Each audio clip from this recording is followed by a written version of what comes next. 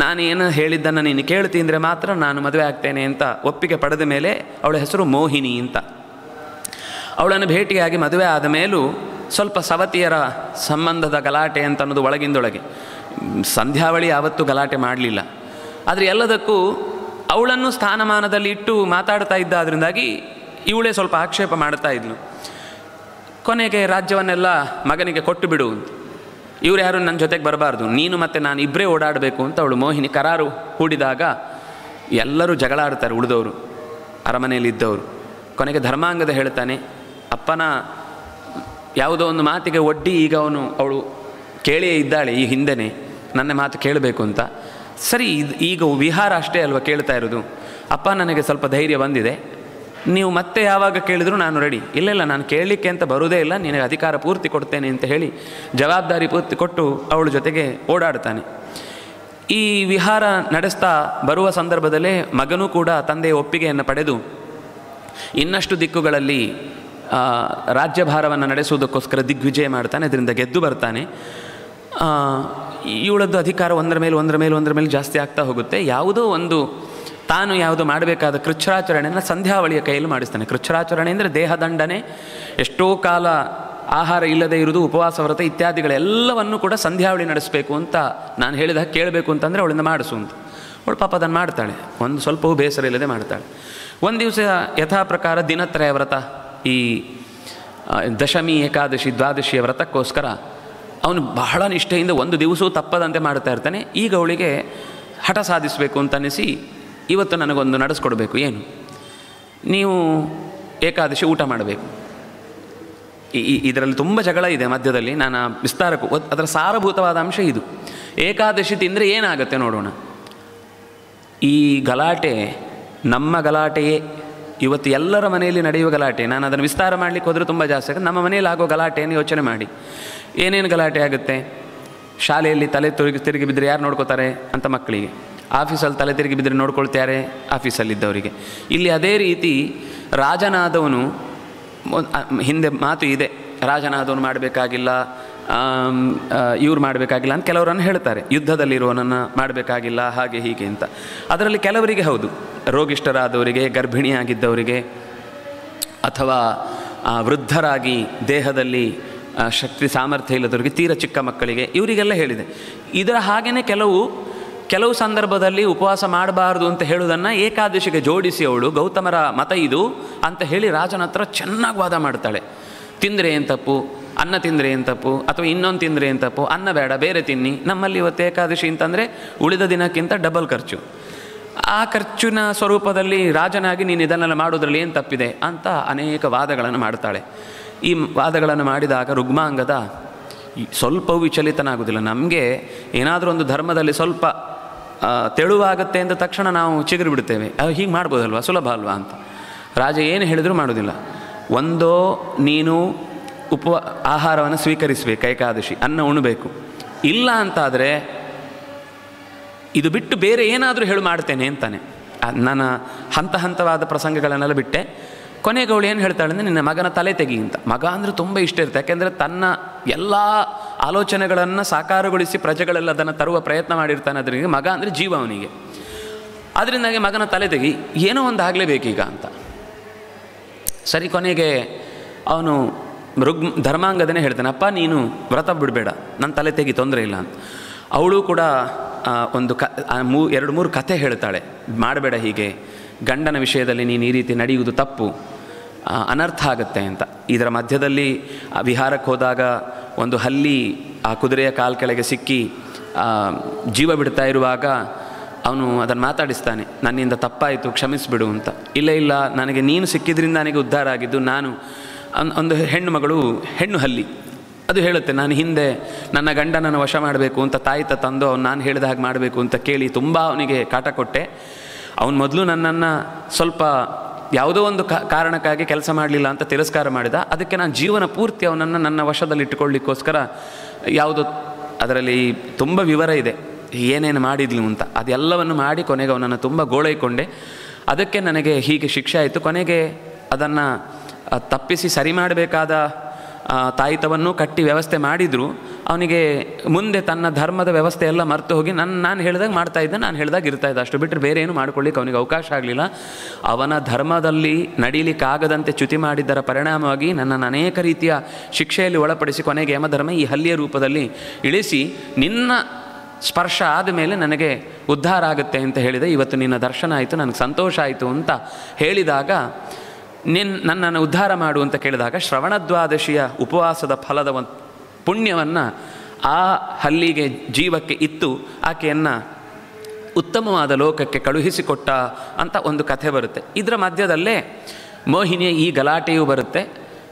ಒಂದು ಕಟ್ಟಿಗೆ ಹುಳುವಿನ ಕಥೆಯನ್ನು ಹೇಳಿ ಇನ್ನೂ ಅನೇಕ ಥರದ ಪತಿವ್ರತ ಧರ್ಮವನ್ನು, ಪಾತಿವ್ರತ್ಯ ಧರ್ಮವನ್ನು, ದಾಂಪತ್ಯದ ವಿಘಟನೆಗೆ ಆಗುವ ಕೆಲಸ ಮಾಡಿದರೆ ತುಂಬ ಅನರ್ಥ ಆಗುತ್ತೆ ಅಂತ ಎಷ್ಟು ಬೋಧಿಸಿದ್ರೂ ಅವಳು ತಡಿ ನಿಲ್ಲದೆ ಹೋದಾಗ ಮಗನೇ ಹೇಳ್ತಾನೆ, ಅಪ್ಪ ನಿನ್ನ ತಲೆ ಕಡಿ, ಖಂಡಿತ ನನಗೆ ಬೇಸರ ಇಲ್ಲ, ಅಪ್ಪ ಹೀಗೆ ಮಾಡ್ತಾನ ಅಂತ ನನಗೆ ಬೇಜಾರ ಇಲ್ಲ, ಅಪ್ಪನ ಮಾತನ್ನು ಉಳಿಸುವುದು, ಅಪ್ಪನ ವ್ರತವನ್ನು ಉಳಿಸುವುದು ನನಗೆ ದೊಡ್ಡ ಹೆಮ್ಮೆ, ಅದನ್ನಾಗಿ ನೀನು ನನ್ನ ತಲೆ ತೆಗಿ, ತೊಂದರೆ ಇಲ್ಲ ಅಂತ ತುಂಬ ವ್ಯಥೆ ಪಡ್ತಾನೆ. ಈ ಸಂದರ್ಭದಲ್ಲೇ ಅನೇಕ ಆಪದ್ಧರ್ಮದ ಮಾತು, ಅನೇಕ ಪತಿಧರ್ಮದ ಮಾತು, ದಾಂಪತ್ಯದ ಮಕ್ಕಳು ದೊಡ್ಡವರ ಹತ್ರ ಇರಬೇಕಾದ ರೀತಿ ಇದೆಲ್ಲ ಇಲ್ಲೇ ಬರೋದು. ಈ ಘರ್ಷಣೆಯ ಜೊತೆಗೆ ಕೊನೆಗೆ ಅವನು ಕತ್ತಿ ಹಿಡಿದು ಕೊಲ್ಲಬೇಕು ಅಂತ ಕೈ ಎತ್ತಿದಾಗ ಭಗವಂತನ ದರ್ಶನ ಆಗುತ್ತೆ. ದರ್ಶನ ಆಗಿ ಆ ಮೂವರನ್ನು ತನ್ನ ಲೋಕಕ್ಕೆ ಕರ್ಕೊಂಡು ಹೋಗಿಬಿಡ್ತಾನೆ. ಧರ್ಮಾಂಗದನನ್ನು, ಸಂಧ್ಯಾವಳಿಯನ್ನು, ಆ ರುಗ್ಮಾಂಗದನನ್ನು. ಇವಳು ಇಲ್ಲೇ ಉಳಿದು ಬಿಡ್ತಾಳೆ.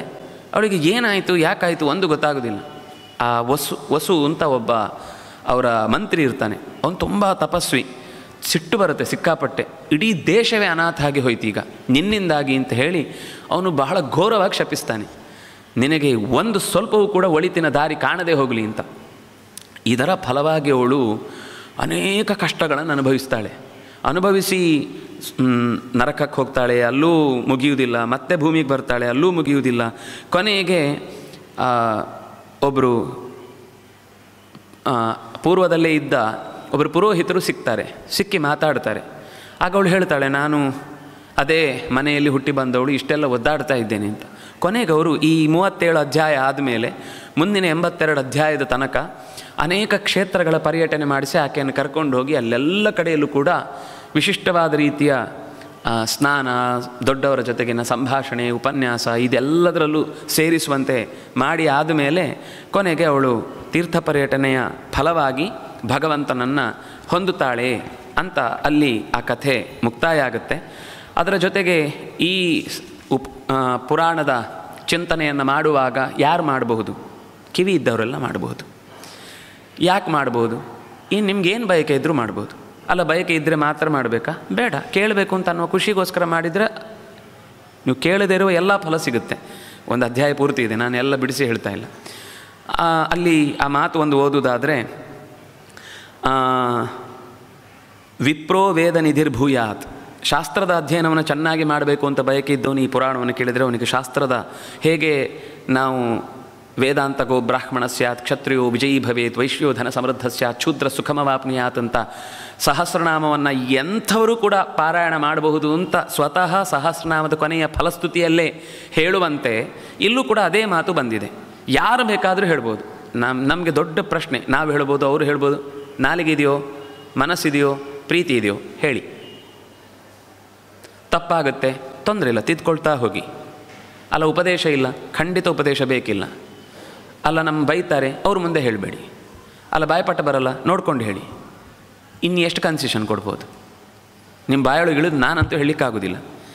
ಇನ್ನೂ ಹೇಳಲಿಕ್ಕೆ ಧೈರ್ಯ ಇಲ್ಲ ಅಂದರೆ ಈ ಪಾರಾಯಣ ಮಾಡಬೇಕು ಅಂತ ಹೇಳಿದವ್ರು ಯಾರೋ ಅವ್ರಿಗೆ ಅದರ ನಂಗೆ ಪುಣ್ಯ ಬೇಡ. ಅಕಸ್ಮಾತ್ ಮಾಡೋದ್ರಿಂದ ಏನಾದರೂ ದೋಷ ಗೀಷ ಅಂತ ಅಕಸ್ಮಾತ್ ಭ್ರಮೆ ಇದ್ದರೆ ಅದು ಯಾರು ನಾನು ಹೇಳಿದ್ದೀನಿ ನನ್ನ ಹೆಸರು ಹೇಳಿ ಅವ್ರಿಗೆ ಬರಲಿ ಅಂತ ಪ್ರಾರ್ಥನೆ ಮಾಡಿ ಪಾರಾಯಣ ಮಾಡಿ, ಏನೂ ತಪ್ಪಿಲ್ಲ. ಅಧ್ಯಾತ್ಮ ಧೈರ್ಯ ತುಂಬುವ ಮಾತು, ಭಯ ಹುಟ್ಟಿಸುವ ಮಾತಲ್ಲ.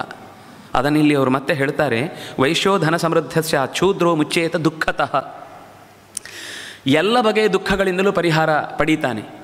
ಒಬ್ಬ ಅತ್ಯಂತ ನಾನು ಯಾವುದೋ ಕರ್ಮಕರನಾಗಿದ್ದೇನೆ, ಸರ್ವೀಸು ಸೇವೆ ಮಾಡ್ತಾ ಇದ್ದೇನೆ, ನೀನೊಬ್ಬ ಜ್ಞಾನಿಯ ಸೇವೆ ಮಾಡಿದರೆ ಎಷ್ಟೇ ಕೀಳು ವರ್ಗದ ವ್ಯಕ್ತಿ ಆಗಿದ್ದರೂ ಕೂಡ, ಹಾಗೆ ಅಂತ ಹೇಳಿ ನಾನು ಜ್ಞಾನಿಯ ಮಾತು ಹೇಳ್ತಾ ಇದ್ದೇನೆ ಹೊರತು ಯಾವುದೋ ಒಂದು ಜಾತಿಯ ಮಾತನ್ನು ಹೇಳ್ತಾ ಇಲ್ಲ. ಒಬ್ಬ ಜ್ಞಾನಿಯ ಸೇವೆಯನ್ನು ಮಾಡಿದರೆ, ದೇವರ ಸೇವೆಯನ್ನು ಮಾಡಿದರೆ, ದೇಗುಲದಲ್ಲಿ ಸೇವೆ ಮಾಡಿದರೆ, ಸತ್ಕರ್ಮದಲ್ಲಿ ನಮ್ಮನ್ನು ತೊಡಗಿಸಿಕೊಳ್ಳುವ ಪ್ರಾಮಾಣಿಕವಾದ ಪ್ರಯತ್ನ ಮಾಡಿದರೆ ಉತ್ತಮವಾದ ಜನ್ಮ ಸಿಕ್ಕಿ ಉತ್ತಮವಾದ ಜ್ಞಾನವನ್ನು ಪ್ರತಿಯೊಬ್ಬನೂ ಪಡೀತಾನೆ ಅನ್ನೋದು ಈ ನಾರದ ಪುರಾಣದ ಕೊನೆಯಲ್ಲಿ ಧೈರ್ಯ ತುಂಬಿದ ಮಾತುಗಳನ್ನು ಆಡಿ ಕೊನೆಗೆ ಋಷಿಗಳೆಲ್ಲ ಸಂತೋಷ ಪಡ್ತಾರೆ. ಸನಕ ಸನಂದನಾದಿಗಳ ಮಾತುಗಳನ್ನು ನಾರದರಿಗೆ ಹೇಳಿದ್ದು ಅಂತ ಶೌನಕರಿಗೆ ಸೂತ ಪುರಾಣಿಕರು ಹೇಳುವ ಮೂಲಕ ಈ ಕಥೆ ಮುಗಿಯುವಂಥದ್ದು. ಕೊನೆಗೆ ಅವರು ಪ್ರಾರ್ಥನೆ ಮಾಡುವ ಮಾತು, ಧನ್ಯೋಸ್ಮಿ ಅನುಗೃಹೀತೋಸ್ಮಿ ಭವದ್ಭಿರ್ಲೋಕಮಂಗಲಂ ಯತ್ ಸ್ಮಾರಿತೋ ಹರಿಸ್ಸಾಕ್ಷಾತ್ ಸರ್ವ ಕಾರಣ ಕಾರಣಂ ಅಂತ ಅಲ್ಲಿಗೆ ಮುಕ್ತಾಯ ಆಗುವ ಮಾತು ಧನ್ಯೋಸ್ಮಿ. ಧನ್ಯ ಅಂತ ನಾವು ಹೇಳ್ತೇವೆ, ಹಾಗಂದ್ರೆ ಏನು ಅಂತ ಗೊತ್ತಿಲ್ಲ. ಯಾವುದು ಪಡೆಯಲೇಬೇಕಾದ್ದೋ ಅದನ್ನು ಧನ ಅಂತ ಹೇಳೋದು, ಆ ಧನವನ್ನು ಪಡೆದವರನ್ನು ಧನ್ಯ ಅಂತ ಹೇಳೋದು. ನಿಮ್ಮ ಮಾತುಗಳಿಂದ ನಾನು ಧನ್ಯನಾದೆ, ನಿಮ್ಮ ಉಪಸ್ಥಿತಿಯಿಂದ ಈ ಸಭೆ ಧನ್ಯವಾಯಿತು, ಇದು ಧನ್ಯವಾದ ಹೇಳುವ ಕ್ರಮ. ಧನ್ಯವಾದ ಹೇಳ್ತೇನೆ ಅಂತ ಹೇಳುವುದಲ್ಲ. ನಿಮ್ಮಿಂದ ನಮ್ಮ ಈ ಕಾರ್ಯ ಧನ್ಯತೆಯನ್ನು ಹೊಂದಿದೆ, ಇದು ಧನ್ಯವಾದ. ಧನ್ಯತೆಯನ್ನು ಹೇಳುವ ವಾದ ಏನಿದೆ ಅದು ಧನ್ಯವಾದ. ಅದು ಸ್ವಾಗತ ಹೇಳಿದೆ, ನಿಮ್ಮನ್ನು ಸ್ವಾಗತ ಹೇಳಲು ಬಯಸುತ್ತೇವೆ ಅಲ್ಲ, ನಿಮಗೆ ಸ್ವಾಗತ. ನಮ್ಮ ಈ ಮಾತುಗಳಿಂದ ಶಿರಸಾಷ್ಟಾಂಗ ಪ್ರಣಾಮ ಅಂತ ಹೇಳಲೇಬೇಡಿ. ನೀವು ತಲೆನೂ ಬಗ್ಗಿಸಿದಿಲ್ಲ ಅಂದಮೇಲೆ ತಲೆ ಮಣಿದು ನಮಿಸುತ್ತೇನೆ ಸಾಕು, ತಲೆ ಬಾಗಿಸಿ ನಮಸ್ಕಾರ ಮಾಡಿ ಸಾಕು, ಅಷ್ಟಕ್ಕೆ ಮುಗಿದೋಗುತ್ತೆ. ಅದರೇನೇನು ಕಮ್ಮಿ ಆಗಲ್ಲ. ನಮಗೆ ಶಬ್ದ ಮಾತ್ರ ದೊಡ್ಡದಿರಬೇಕು, ಭಾವವೇ ಇಲ್ಲ. ಭಾವಪುಷ್ಪ ಇಲ್ಲದೆ ಯಾವ ಮಾತಾಡಿದರೂ ವ್ಯರ್ಥ. ಹೊರಗಿನ ಶುದ್ಧಿಗಿಂತ ಮುಖ್ಯವಾದದ್ದು ಅಂತರಂಗ ಶುದ್ಧಿ. ಭಾವಶುದ್ಧಿ ಅಂತಃಶುದ್ಧಿ ಇದೇ ಇಲ್ಲಿಯ ಇನ್ನೊಂದು ಮುಖ್ಯವಾದ ಮಾತು. ಹೇಳಿ ಧನ್ಯೋಸ್ಮಿ ಅನುಗೃಹೀತೋಸ್ಮಿ. ದೊಡ್ಡವರು ನೀವು ಕೊಟ್ಟ ಉಪದೇಶದಿಂದ ನಾನು ಅನುಗೃಹೀತನಾಗಿದ್ದೇನೆ. ಯಾವತ್ತೂ ನೀವು ಲೋಕಮಂಗಲಂ, ನೀವು ಲೋಕಕ್ಕೆ ಮಂಗಳಕರವಾದ ಸಂಗತಿಯನ್ನೇ ಹೇಳುವಂಥದ್ದು. ಅದರಲ್ಲೂ ಯಸ್ಮಾರಿತೋ ಹರಿಸ್ಸಾಕ್ಷಾತ್, ನಾರಾಯಣನನ್ನೇ ಸ್ಮರಣೆಗೆ ತಂದುಕೊಟ್ರಿ. ನಾರದರ ದೊಡ್ಡ ಗುಣ ಏನು ಹೇಳಿ? ನಿರಂತರ ನಾರಾಯಣನ ನಾಮಸ್ಮರಣೆ. ಈ ನಾರದರ ಪುರಾಣದ ಚಿಂತನೆಯಿಂದ ನಮ್ಮಲ್ಲೂ ನಿರಂತರ ನಾರಾಯಣನ ಸ್ಮರಣೆ ಉಂಟಾಗುವಂತೆ ನೀವು ಮಾಡಿದ್ರಿ. ಆ ಉಂಟಾಗುವಂತೆ ಮಾಡಿದ ನಾರಾಯಣನ ಸ್ವರೂಪ ಎಂಥದ್ದು ಅಂದರೆ ಸಾಕ್ಷಾತ್ ಸರ್ವಕಾರಣ ಕಾರಣಂ. ಎಲ್ಲ ಜಗತ್ತಿನ ಕಾರಣಗಳಿಗೂ ಕಾರಣ ಪುರುಷನೆನಿಸಿದಂತಹ ಭಗವಂತನನ್ನು ಎಲ್ಲ ಕಾರಣಗಳಿಗೂ ಹಿಂದಿನಲ್ಲಿ ಇರುವ ಮಹಾಕಾರಣ ನೆನೆಸಿದವನಿಗೆ ನಾವು ತಲೆಬಾಗಿದ್ದೇವೆ, ಮಣಿದಿದ್ದೇವೆ ಅಂತ ಈ ಚಿಂತನೆಯನ್ನು ಮುಕ್ತಾಯ ಮಾಡುತ್ತಾರೆ. ಇದರಲ್ಲಿ ಗುಣಗಳಿದ್ದರೆ ಅದು ಗುರುಗಳದ್ದು, ದೋಷಗಳಿದ್ದರೆ ಆತ್ಮಪಾಪೋತ್ಥ ಅಂತ ಹೇಳ್ತಾ ಗುರುಗಳ ಅಂತರ್ಯಾಮಿಯಾದಂತಹ ಆಚಾರ್ಯ ಮಧ್ವರ ಚರಣಕಮಲಗಳಲ್ಲಿ ನಿರಂತರ ಈ ಮಾತುಗಳನ್ನು ಅರ್ಪಿಸ್ತಾ ಅವರು ಭಗವಂತನಿಗೆ ಅರ್ಪಿಸಲಿ ಅಂತ ಪ್ರಾರ್ಥಿಸ್ತಾ ಶ್ರೀಕೃಷ್ಣಾರ್ಪಣಮಸ್ತು.